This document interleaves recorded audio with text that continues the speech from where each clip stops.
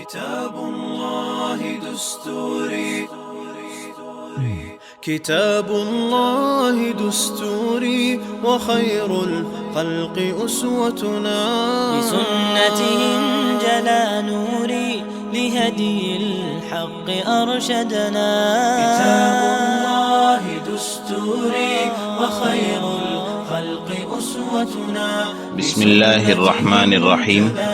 واقعات پڑھیے اور عبرت لیجیے۔ سبق نمبر 50۔ تو میرا خدا نہیں، میں تیرا بندہ نہیں۔ دہلی کی جامع مسجد میں ایک مرتبہ ایک بزرگ فجر کی نماز کے بعد سیڑھیوں پر بیٹھ گئے اور یہ کہنے لگے کہ تو میرا خدا نہیں، میں تیرا بندہ نہیں، پھر میں تیری کیوں مانوں؟ دیکھنے والے لوگ کہنے لگے کہ یہ کافر ہو گئے، کسی نے کہا پاگل ہو گئے۔ جب نماز کا وقت آتا تو یہ بزرگ اندر جا کر نماز پڑھتے اور باہر آ کر بیٹھ جاتے اور پھر یہی بات کہنے لگتے۔ مغرب کے قریب ایک شخص وہاں سے گزرتا ہوا ان کی بات سنی اور کھڑا ہو گیا اور پوچھا کہ حضرت، یہ تو کا مخاطب کون ہے اور یہ بات آپ کس سے کہہ رہے ہیں؟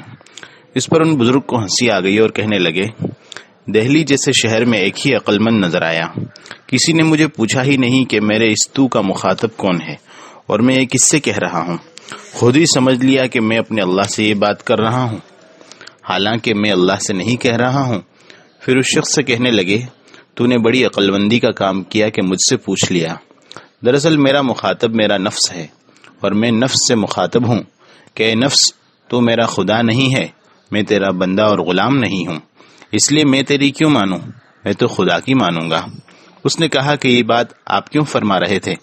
اس پر ان بزرگ نے کہا، بات یہ ہے کہ آج فجر کی نماز پڑھنے کے بعد مسجد سے نکل رہا تھا تو نفس نے سختی سے تقاضا کیا کہ آج ناشتے میں حلوے پراٹھے کھلاؤ، تو میں نے اس سے کہنا شروع کر دیا کہ تو میرا خدا نہیں ہے اور میں تیرا بندہ نہیں ہوں، اس لیے میں تیری کیوں مانوں؟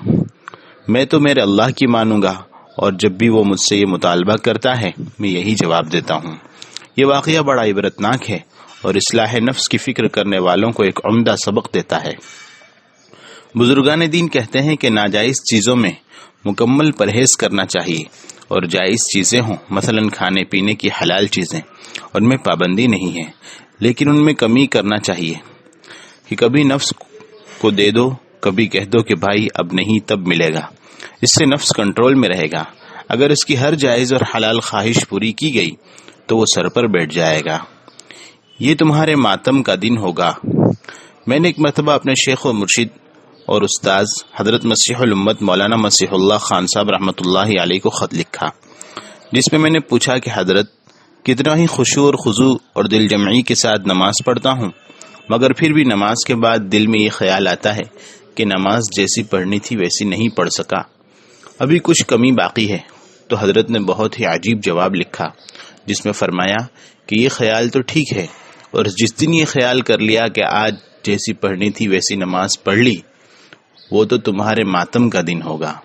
مطلب یہ ہے کہ آدمی کو کبھی اپنی عبادت پر ناز نہ ہونا چاہیے، بلکہ ہر وقت یہی خیال کرنا چاہیے کہ ہم سے اللہ کے شایان شان کچھ نہ ہو سکا، اور اگر کسی نے یہ سمجھا کہ میں نے بڑی شاندار عبادت کی ہے اور اس پر اترانے لگا اور بڑائی کرنے لگا تو یہ اس کے لیے رسوائی کا سبب ہوگا۔